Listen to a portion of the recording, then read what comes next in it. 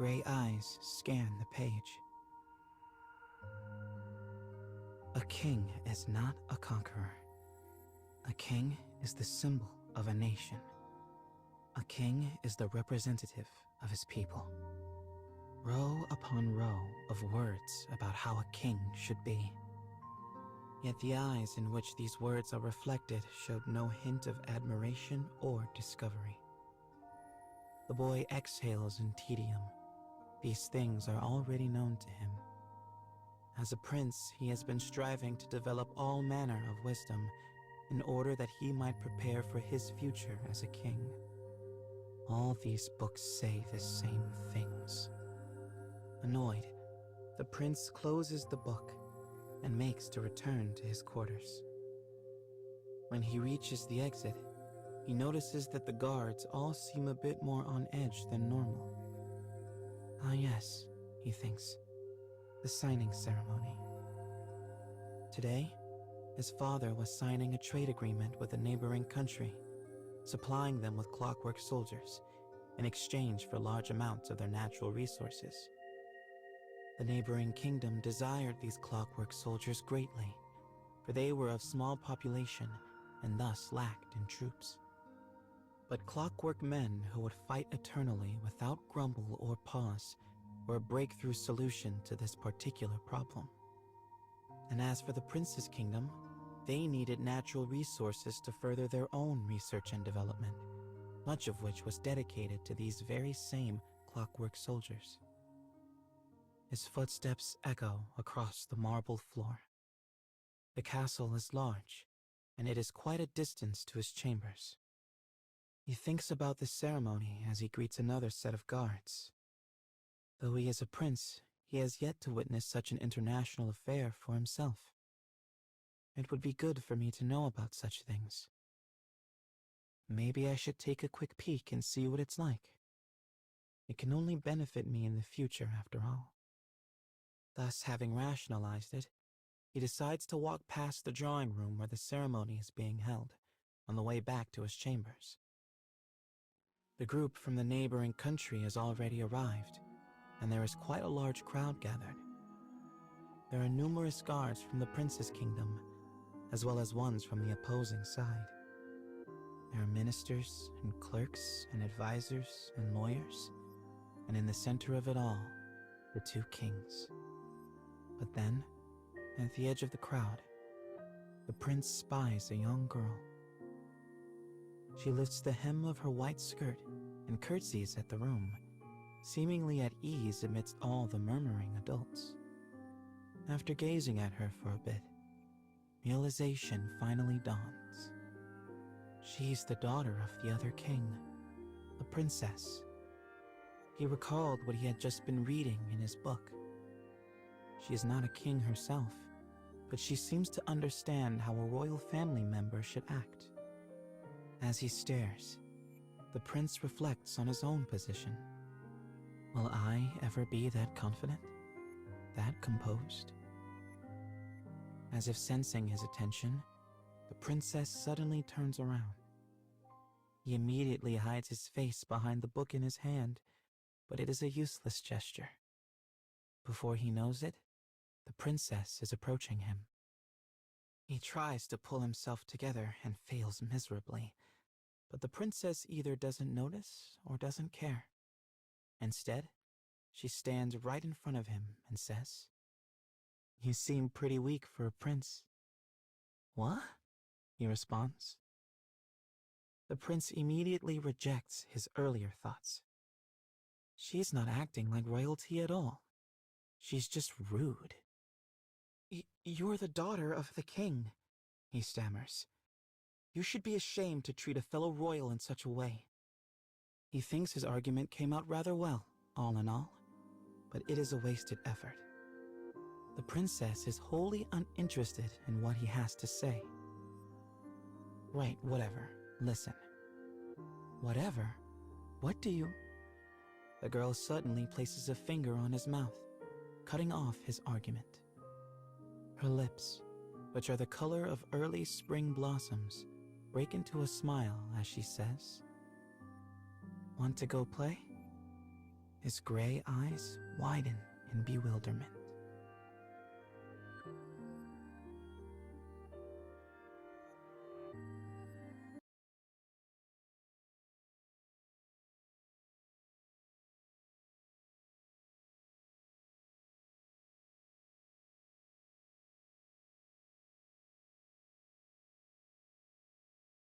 A bead of sweat drips through the prince's white hair and down his ashen face. All right, but if we get in trouble, don't blame me.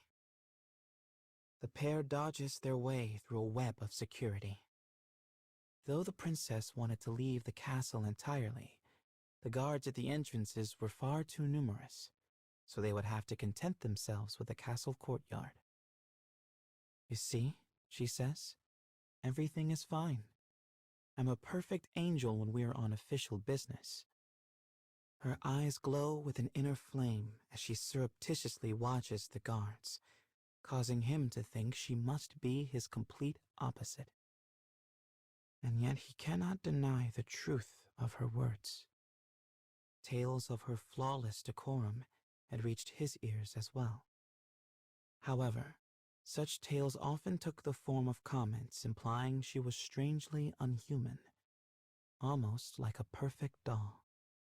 This is why the prince considered the meaning behind her attitude.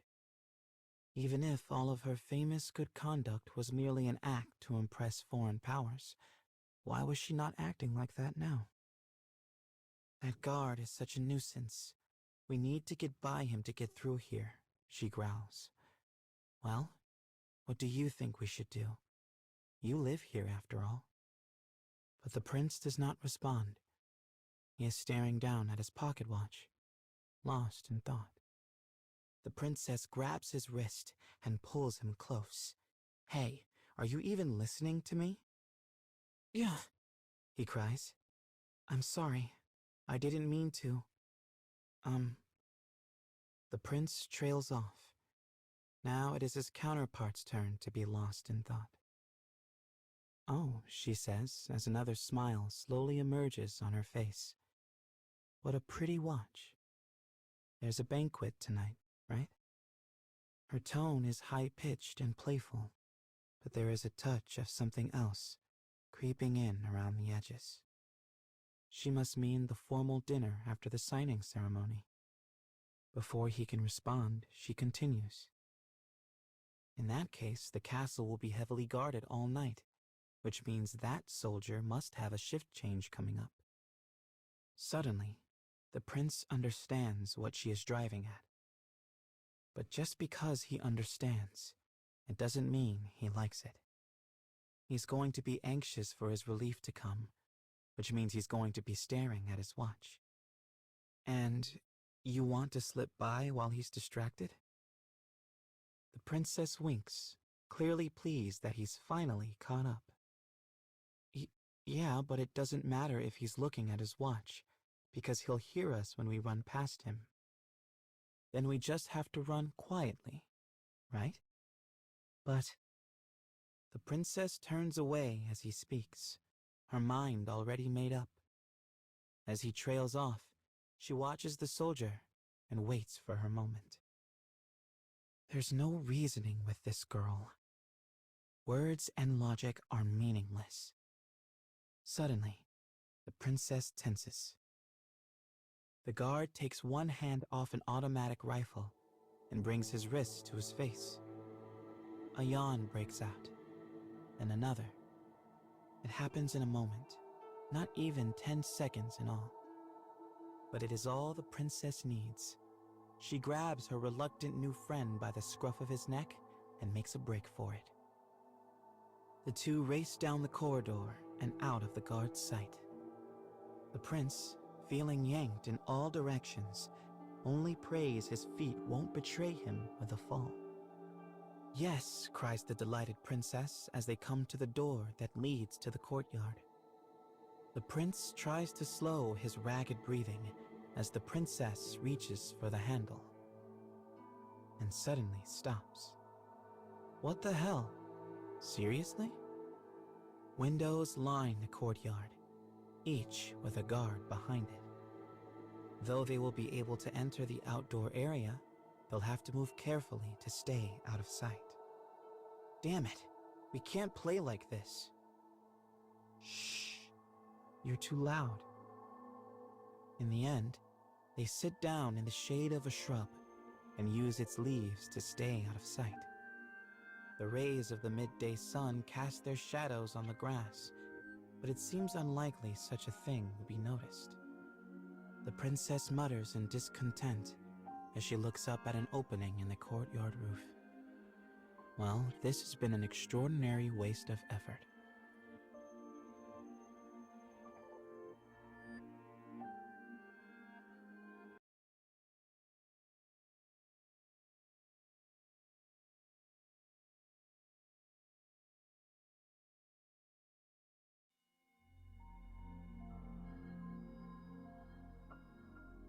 The princess reaches down and plucks a handful of grass from the perfectly manicured green lawn. She stays silent, and the prince is too winded from their run to the courtyard to strike up a conversation. Perhaps out of pity for his weakened physical state, Princess seems willing to set aside her desire for play. "Hey, so," begins the prince. "What did you want to do, anyway?" "Huh? Oh, that." She places her hand on her forehead in a clear display of thinking, or perhaps she is only pretending to think, and responds with a sigh. "I don't know. I didn't plan that far ahead." "So this was all a spur-of-the-moment thing?" "Yeah, I mean, I figured we'd come up with something." The prince laughs dryly. "I'm a sad, scrawny introvert who treasures careful thought, and she is a light-hearted dynamo who shoots from the hip. We couldn't be more different." Though the prince was worried their conversation would be stilted, it quickly proves to be anything but. You know, there's stuff you can't learn from books. True, there are some things you cannot know without experiencing them yourself. "Oh, so you do know that. How delightful." "It has been especially true today." "And what does that mean, The prince smiles with her. "You are a rather strange princess. And you are a very odd prince." Above them, a bird with black tail feathers chirps merrily away. The princess peers at the prince. "So talk to me. You've studied lots of subjects, right?" "I suppose." "Well, what kind of king do you want to be? What kind of country do you want to build?" She stares at him, waiting for a response. "Well, you have to promise not to laugh, but..." He holds the book in front of his face again, as if to ward off her inevitable scorn. "I want to make this a country without war. There are many people in this world, and it is filled with so many wonderful things. But I believe all of us working together could create even more wonderful things. If everyone was working toward the same goals, no one would be harmed at the expense of another. Anyway, that's my wish. So what about you?" "Me? Before she can respond, a shrill ring interrupts them. It's coming from the prince's pocket. "Sorry," he says with a bow. "It's my father." The princess shrugs. Don't worry about it." He apologizes again before leaving their shady spot and bringing the communicator up to his ear. The voice on the other end is most familiar. "Where are you? What are you doing?" "Father, I was just..." The prince's expression stiffens as his voice turns hoarse. He had tricked his own guards to reach an off-limits courtyard. He was cavorting about with the princess of a neighboring country. The truth would only lead to trouble. But his father was not a man who could be led astray with lies. There's no choice. You have to tell him. You have to take responsibility for your actions. I am in the courtyard, Father. Are you alone? His father's tone is unemotional, a simple request for information. And that terrifies the prince. No, the princess is here. As he squeezes out his answer, he doesn't notice his new friend's worried gaze from across the yard. I see. Father and son fall quiet, but the weight of that silence could not have been more different for the two. He is furious with me. Punishment will be swift. But the next thing he hears defies all expectations. Very well. The king pauses a moment. I'll be there soon. The two of you stay put. The call ends as quickly as it began. When he returns, the princess peers at him worriedly. You okay there? Yes, he replies nervously. Everything is fine. So, what were we talking about again? His words couldn't have sounded more hollow to his ear. But the princess makes no more mention of it. Oh, that? I don't know. I've totally forgotten.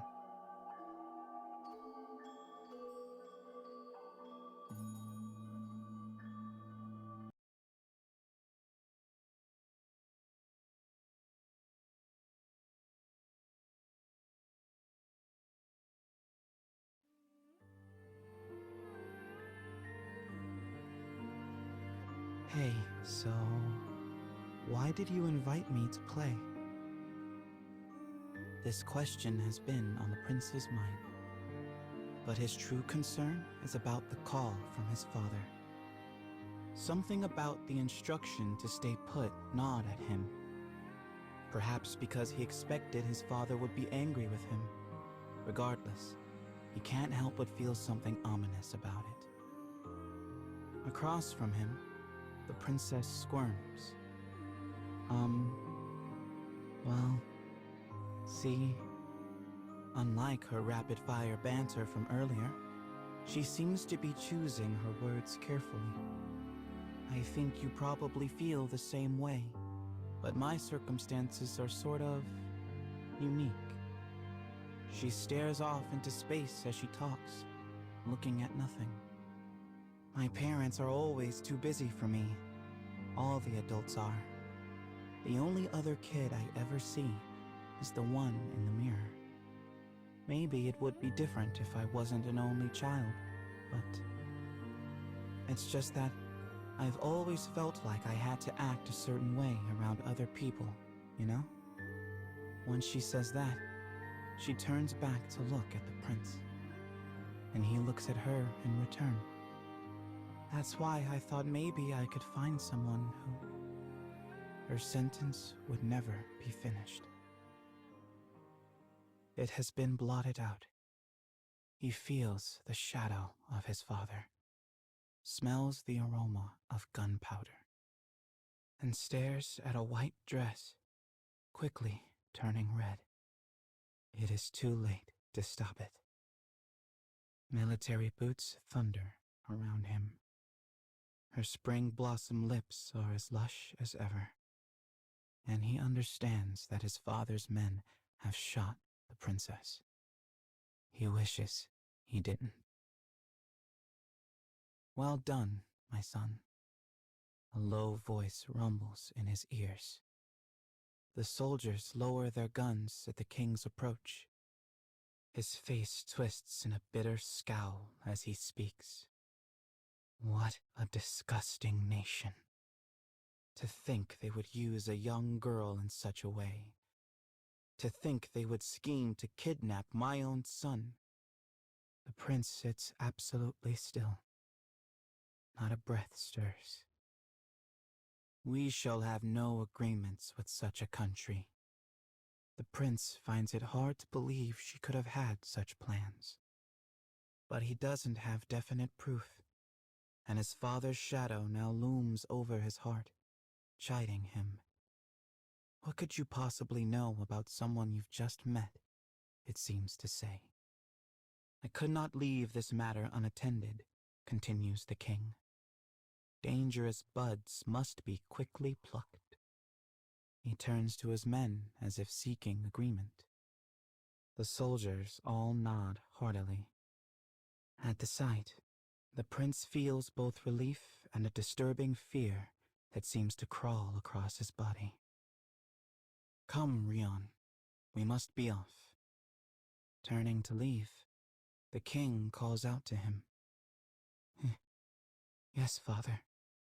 He responds firmly, as if to push aside his jumbled thoughts.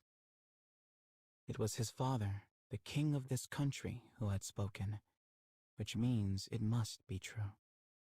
You heard the stories. She was strangely unhuman, remember? As he follows his father, clutching his book to his chest, he does all he can to convince himself. The blood splashed across the cover drips onto his sleeves.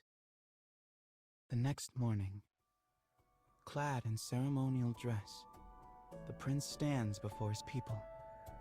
His clothes speak his station to all the world. By wearing them, he plays a role as his country's symbol. His legs quake as he stands on the platform. His father has given him a single order. Tell the people of the fear you experienced. She had never scared him. Yet he has no choice but to say it. His own assassination has just been foiled, which is the perfect justification for war.